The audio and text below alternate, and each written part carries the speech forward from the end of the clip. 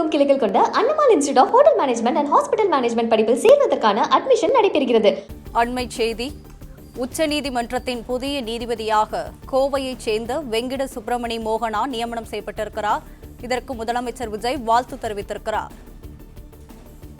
இது தொடர்பாக கூடுதல் விவரங்களுடன் இணைகிறார் எமது செய்தியாளர் மாணிக்கம். வணக்கம். விவரங்களை பதிவு செய்யலாம்.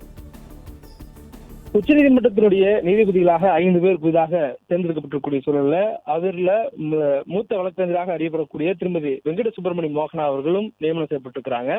அவர் தமிழ்நாட்டை சேர்ந்தவர், கோயம்புத்தூர் மாவட்டத்தை சேர்ந்தவர். அவருக்கு தமிழ்நாடே வாழ்த்து தெரிவித்திருக்கக்கூடிய நிலையில தற்பொழுது முதலமைச்சர் விஜய் அவர்களும் தனது சமூக வலைதள பக்கத்தின் மூலமாக வாழ்த்தினை தெரிவித்திருக்கிறார். அந்த பதிவுல உச்சநீதிமன்றத்தினுடைய புதிய நீதிபதியாக தமிழ்நாட்டினுடைய கோயம்புத்தூர் மாவட்டத்தை சேர்ந்த மூத்த வழக்கறிஞர் திருமதி வெங்கட சுப்பிரமணி மோகனா அவர்கள் நியமனம் செய்யப்பட்டுள்ளது அறிந்து மகிழ்ச்சி அடைவதாக குறிப்பிட்டிருக்கக்கூடிய முதலமைச்சர், உச்சநீதிமன்ற வரலாற்றுல மூத்த வழக்கறிஞராக பணியாற்றி நேரடியாக உச்சநீதிமன்ற நீதிபதியாக நியமிக்கப்படும் 2வது பெண் என்ற பெருமையும், அதே நேரத்துல தமிழ்நாட்டை சேர்ந்த முதல் பெண் என்ற பெருமையும் மோகனா அவர்கள் பெற்றுள்ளார். திருமதி வெங்கட சுப்பிரமணி மோகனா அவர்களின் நியமனம் பெண் கல்வி முன்னேற்றத்திற்கும் பொருளாதார முன்னேற்றத்திற்கும் உந்து சக்தியாக திகழும் என முதலமைச்சர் விஜய் அவர்கள் ஒரு புகழாரம் சூட்டியிருக்கிறார்.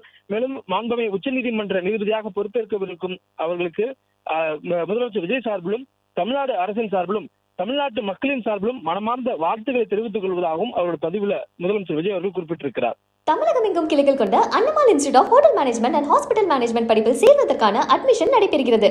பிளே ஸ்டோர் மற்றும் ஆப் ஸ்டோரில் இருந்து பாலிமர் செயலியை QR கோடு மூலம் பதிவிறக்கம் செய்யுங்கள்.